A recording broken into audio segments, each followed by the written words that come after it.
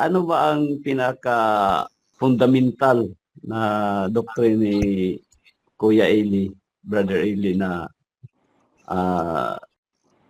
mali sa paningin mo, or ano ang pinaka-kwan niya sa doktrina? Vital doctrine. Opo. Ito po yun, ito po yung mga kapatid. Ang dating daan ay kung nga po yung nagturo kay Brother Eli ay nanggaling sa Iglesia ni Cristo, si Nicolas Perez.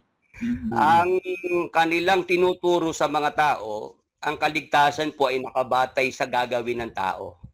Sa ginagawa ng tao. Salvation by word. Righteousness by self-righteousness. MCGI cares. Good works will save you. That's why the man of God, that he may be perfect, fully equipped unto all good works. Kaya nga tinuturuan ng lahat ng mabubuting gawa ang tao ng Diyos eh. Ano sense nung ituturo yung mabuting gawa kung hindi naman pala magliligtas sa'yo ang mabuting gawa? Ito ng CCF. Ang sabi, tinyo ha, ito tiyak na tiyak, turong antikristo ito eh. No? Pakita natin yung kapirasong sinabi. Don't ever believe when people say tithing is obsolete. Don't do that. Be careful when you watch internet video, when you watch internet Bible teacher, you have to be careful. Learn to read the Bible as one integrated book. The Bible is old and new. Don't try to separate it. Ayan. Because ayaw niya pawalan yung tithing, ano? O tapos, doon sa isa, yung isa ang sinasabi ko, pakita mo. Good work will never save you. good works will never save you. However, when you come to Jesus, Good works will never save you. If I read a verse that good works will save people, are you going to stop your ministry and shut your mouth? Sir? Are you going to shut your mouth and stop fooling your members about that word that good works will never save you? If I can read verses, not only one verse in the Bible, I dare you. If I can read a verse that good works save people, are you going to shut up your mouth and never speak again? Ang liwanag nito eh. Lumayo kayo sa akin, doon kayo sa apoy na walang hanggan para sa diablo at sa mga anghel niya. Bakit? Nagutom ako, di nyo ako pinakain, nauwaw ako, di nyo ako pinainom. Nagkasakit ako, di nyo ako dinalaw, nakita nyo akong hubad, di nyo ako binigyan ng damit. Panginoon, kailan ka namin nakita ng ganyan? Hindi ka namin pinaglingkuran. Yamang hindi nyo ginawa dito sa isa sa maliliit na aking mga kapatid. Sa akin ninyo, hindi ginawa. Kaya hindi mo ginawa, ayaw mong gumawa ng mabuti, sige, sa impyerno ka. Pero yung gumawa, no? Sabi, halik kayo. Naligtas ba yung gumawa, Brother Del? Naligtas po, Bradeli. Inanyayahan sa kaharian ng Diyos eh. Naligtas yun. Hindi nga nila alam na yung palang ginawa nila, ikaliligtas nila eh. Pero kasi gumawa sila, minarapat sila ng Diyos. Eh yung ayaw gumawa, naku po mga Baptist, maghunos dili kayo. Mga miyembro ng mga born again at ng mga Pentecostal at ng mga Luteriano, maghunos dili kayo kay maniwala sa mga pastor nyo. No, good works can never save you. Sa muna sa basa yun. Ang dai-dain talata sa Biblia. Good works will save you. That's why the man of God, that he may be perfect, fully equipped unto all good works. Kaya nga tinuturuan ng lahat ng mabubuting gawa ang tao ng Diyos eh. Ano sense nung ituturo yung mabuting gawa kung hindi naman pala magliligtas sa'yo ang mabuting gawa? Eh ano magliligtas sa'yo? Pagbibigay ng ikapo? Ha? Yun lang yata alam yung mabuting gawa na mahalaga sa inyo eh. Magbigay ng ikapo, miyembro. Kasi kayo tatanggap, mga unggoy. Di ba ganun ang logic nun? Brad Josel? Opo, Bradeli. Kaya nga po ayaw nilang pawalan po ang ikapo eh. Kasi po, sila po ang tatanggap. Kaya hindi nila pakakawalan yan. Pero hindi totoo Pero yun. gumawa ka lang mabuti sa kapwa mo, Magpakain ka ng gutom, magbigay ka ngayong mga may pandemic, magbigay ka ngayon ng magandang mga kaloob sa kapwa mong tao, hindi mo ikakaligtas yun. Good work can never save you. Sabi ba naman ito? Ang tindi mo, di ka nagbabasa ng Biblia. Magbasa ka ng Biblia. Basahin mo yung sitas, 25, 32 hanggang 45 ni Mateo. Kumpleto na yan. You're talking about works. No, yung nag-justify si Abraham ba sa kanyang pananampalataya, sa kanyang mga gawa? Itutol ka nga kay James. Ikaw tinatanong namin. Yung ulit, sabi ko nga, wala akong tutol doon, pero basahin mo Di ka konteksto. tutol. Di ka tutol sa Para fake kanino ano. yan? Para Hindi ka tutol kanino dito. yan? Mga saved people ba? Hindi ka na fake ano. Or tinuturo niyo Binasa yung ko na pamumuhay nga. Kristyano? Binasa ko na nga sila lahat kay Santiago, di ka pa naniniwala. 22 tsaka 24. Pambira Wala ka nga naman, against hindi. doon, sabi ko. Ay, nako. Sabi ko, Hindi mo naintindihan yung ano para kanino sinasaktan. ba yan? Para kanino ba yan? Mga saved Mga seed people ba yan? Kaya nga binabasa namin sa'yo para maintindihan mo na hindi fake alone lang. Hindi pananampalataya lamang. Kailangan ka maging sakdal. Meron kang Yan gagawin. naman yung criminal doon. Dagdagan pa Yung natin. criminal. Bro Kaden, Criminal. baka kulang pa yan. Dagdagan pa natin. Basahin yung ano. Sige, yung Filipos criminal 2:12. naman. Yung left and right side ni Cristo. Basahin mo, Bro Kaden, Sino ba yung yun? Filipos 2:12. Yung left hand side, yung sinabi ni Baka Cristo matawan siya. na tawag dito. Anong talata yun, bro? Anong talata? Yung sinabi ba ni Cristo na Filipos Tayo ka muna, 2:12. isasama kita sa paraiso, ligtas ba yun? Hindi. Tahimik ka muna. Dagdagan pa namin. Anong talata, Filipos bro? Patol ko Cristo yun, natatawa ako. Filipos. Ang ingay ni MJ. Pambira, ang ingay mo, MJ. Anong talata yun, bro? Filipos 2:12. Basahin mo nga. Philippians 2:12. Ang sabi dito, kaya nga mga minamahal ko, kung paano ang inyong laging pagsunod na hindi lamang sa harapan ko, kundi bagkus pa ngayon ako'y wala, ay lubusin ninyo ang gawain ng inyong sariling pagkaligtas na may takot at panginginig.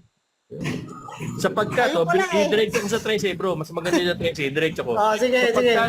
Sapagkat Diyos ang gumagawa sa inyong maging sa pagnanasa at sa paggawa ayon sa kanyang mabuting kalooban. Nabasa nyo din. Sabi niya, Diyos talaga. Ibig sabihin, ang gumagawa, Diyos, hindi yung sarili nyo lang. Ibig sabihin, Kalooban na. Hindi mo ba nakinabasa? Sarili niya, no? Paggawa na sa... ano yung sinabi niya, mga kapatid? Meet ka muna. Mga kapatid. Meet ka muna, Sanjay. Hindi mo naintindihan eh. Ano ba yung nasa dulo? Mga Kristiyano. Teka, ano ka muna, meet ka muna. Ano ba yung nasa dulo? Sa kanyang mabuting kalooban. Pambihira ka, hindi pala naintindihan yung talatang binasa. Kaya naman pala eh, hindi ka nakakaintindi, hindi ka nakakunawa eh. Kasi gagawin mo na ako. Tsaka Diyos talaga. Padoktrina ka na. May doktrina kami ngayon, Lunes na Lunes. Maganda. MJ, padoktrina ka na MJ. Para di ka na maligaw. Yan, out of context eh. Salvation, bukas eh. Alam mo MJ, sa Diyos talaga gagawa. Kasi ang sinusunod mo, Gawa nyo, kapatid, nung utos nagpadoktrina ng ako, Diyos, yun yung gagawin mo. pangalan Kaya ng ka church, sabi ni Kristo, kung hiwalay kayo sa akin, wala kayong magagawa eh. Dahil ang gagawin mo, bro, utos sabihin ng yan. Diyos. Kaya Diyos Ibig yung sabihin gagawa, yung gagawin natin eh. Hindi mo pa rin gets. out of Out of context pa din sa'yo yun? Lahat na lang out of context? Maagaw ka pa tapoy. Padoktrina ka na. Baka takali maagaw ka tapoy. Padoktrina ka na. Sayang ang kaluluwa mo. Wala na. Alam ko yan. Padoktrina ka Ano na. po palang religion ni MJ? Born again. Burn. Burn again. Burn. Sinunog ulit. Baptist. Burn again. Walaan nyo. Born again yan bro. Baptist siya, Pentalon. Baptist. Saved by grace. Yabang. Padoktrina ka na. Yabang ng bayo, saved by grace. Kulang pala Sayang kaluluwa mo. kulang pala yung ginawa ni Cristo. Hindi mo kasi alam kung saan ka naligtas dyan, sa awa, sa biyaya. Hindi mo alam kung saan ka naligtas. Tatanungin kita, ay parang ROG ata to siya. Hindi. Iba yung ROG. Puro kalokohan ng ROG. Okay. Hindi siya bro, hindi. Hindi. Pag ROG, lagi ano yan. Ang front nyo, hindi ka nagkakasala. Yun nga. Kasi Kala ko, G. Ito Romans 2:7 sabi ang good works may buhay na walang hanggan eh. Ayun letra por letra oh. Nakalagay sa sa talata. To those who in the patient, the faith good works are seeking glory, honor, and indestructibility, He gives eternal life. Iisa lang yan, kapatid. Iisa lang ang kaluluwa mo. Padoktrina ka na. Nagpadoktrina na ako dyan. Nagpadoktrina na ako dyan. Natatawa nga ako eh. Tatawa Yung ka? pinakilala agad, pinakilala ko. Hindi si Tatawa Cristo. ka, tapos ngayon dito pala sa usapan natin, mga kapatid din dito, di ka umubra eh. Mas tatawanan ba? Natatawa ko eh. Basta tawa. Kaya alam mo kaya umalis ako sa born again bro, Padabe eh. Basta kakatawa sa born again bro eh. Nung babautismuhan kami, may binigay sa amin pako. Itusok-tusok daw namin sa daliri namin, isipin daw namin na kami yung tinutusok. Hindi lang, papakainin ka pala biskuit dyan, tsaka yung, yung biskuit, papakainin ka ng Diyos. Tigil-tigil mo kami dyan. Galing kami dyan, hoy. Huwag kami. So ibig sabihin, kayo lang yung maliligtas. Yung mga kapatid, may nag-comment dito. Sabi niya, sayang lang hindi ka maliligtas ng relihiyon at mabubuting gawa. Ano yung makakapagligtas sa akin? Kung hindi yung relihiyon at mabubuting gawa, ano? Pag may nakita ako dyan, gusto ko pagsasapakin ko na agad, pengaw, 5. Pak! Ayun yung makakapagligtas sa akin. Tapatin mo ako, boy. Ano? Ano yung makakapagligtas sa akin? Ano yung makakapagligtas sa amin, ha? Nanginigil ako. Ano yung makakapagligtas sa amin? Hindi relihiyon. Hindi yung mabubuting gawa. Ako ang masama. Ikaw ang mabuti. Ano ba ang pinaka-fundamental na doctrine ni Kuya Eli, Brother Eli, na mali sa paningin mo, or ano ang pinaka-kwan niya sa doktrina? Vital doctrine. Opo. Ito po yung mga kapatid. Ang dating daan ay kumunga po yung nagturo kay Brother Eli ay nanggaling sa Iglesia ni Cristo, si Nicolas Perez. Ang kanilang tinuturo sa mga tao, ang kaligtasan po ay nakabatay sa gagawin ng tao. Sa ginagawa ng tao. Salvation by word. Righteousness by self-righteousness. MCGI cares. Good works will save you. That's why the man of God, that he may be perfect, fully equipped unto all good works. Kaya nga tinuturuan ng lahat ng mabubuting gawa ang tao ng Diyos eh. Ano sense nung ituturo yung mabuting gawa kung hindi naman pala magliligtas sa'yo ang mabuting gawa? Ito ng CCF. Ang sabi, inyo ito tiyak na tiyak, turong antikristo ito eh. No? Pakita natin yung kapirasong sinabi. Don't ever believe when people say tithing is obsolete. Don't do that. Be careful when you watch internet video, when you watch internet Bible teacher, you have to be careful. Learn to read the Bible as one integrated book. The Bible is old and new. Don't try to separate it. Ayan. Because ayaw niya pawalan yung tithing, ano? O tapos, doon sa yung isa ang sinasabi ko, pakita mo. Good work will never save you. good works will never save you. However, when you come to Jesus, good works will never save you. If I read a verse that good works will save people, are you going to stop your ministry and shut your mouth? Sir? Are you going to shut your mouth and stop fooling your members about that word that good works will never save you? If I can read verses, not only one verse in the Bible, I dare you. If I can read a verse that good works save people, are you going to shut up your mouth and never speak again? Ang liwanag nito eh. Lumayo kayo sa akin. Doon kayo sa apoy na walang hanggan. Para sa diablo at sa mga anghel niya. Bakit? Nagutom ako, di nyo ako pinakain. Nauwaw ako, di nyo ako pinainom. Nagkasakit ako, di nyo ako dinalaw. Nakita nyo akong hubad, di nyo ako binigyan ng damit. Panginoon, kailan ka namin nakita ng ganyan? Hindi ka namin pinaglingkuran. Yamang hindi nyo ginawa. dito sa isa sa maliliit na aking mga kapatid. Sa akin ninyo, hindi ginawa. Kaya hindi mo ginawa, ayaw mong gumawa ng mabuti, sige, sa impyerno ka. Pero yung gumawa, no? Sabi, halik kayo. Naligtas ba yung gumawa, Brother Del? Naligtas po, Bradeli, inanyayahan sa kaharian ng Diyos eh. Naligtas yun. Hindi nga nila alam na yung palang ginawa nila, ikaliligtas nila. Pero kasi gumawa sila, minarapat sila ng Diyos. Yung ayaw gumawa, naku po mga Baptist, maghunos dili kayo. Mga miyembro ng mga born again at ng mga Pentecostal at ng mga Luteriano, maghunos dili kayo kay maniwala sa mga pastor nyo. No, good works can never save you. Sa muna sa basa yun. Ang dain talata sa Biblia. Good works will save you. That's why the man of God, that he may be perfect, fully equipped unto all good works. Kaya nga tinuturuan ng lahat ng mabubuting gawa ang tao ng Diyos eh. Anong sense nung ituturo yung mabuting gawa kung hindi naman pala magliligtas sa'yo ang mabuting gawa? Ano magliligtas sa'yo? Pagbibigay ng ikapo. Ha? Yun lang yata alam yung mabuting gawa na mahalaga sa inyo eh. Magbigay ng ikapo, miyembro. Kasi kayo tatanggap, mga unggoy. Di ba ganun ang logic nun? Brad Josel? Opo, Bradeli. Kaya nga po ayaw nilang pawalan po ang ikapo eh.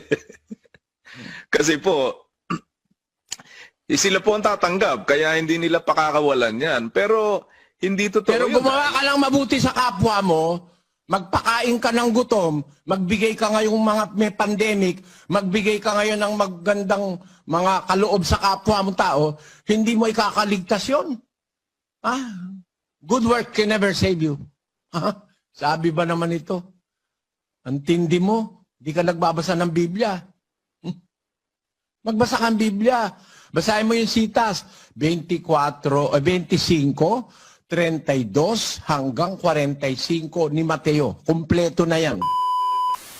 Mga kapatid, yung akin pong libro ay sinulat po yun yung aking biography, talambuhay, at yung aking naging paglalakbay, journey, mula po nung ako'y mapasama sa grupong Ang Dating Daan ni Brad Eli Soriano. 19 na taon po ako doon, from 1990 hanggang 2009.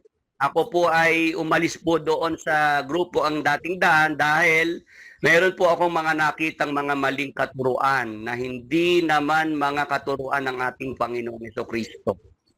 Na-discover ko po na ang Dating Daan ay isang kulto. May mga tinuturo sa mga miyembro na hindi naman galing sa ating Panginoong Jesucristo.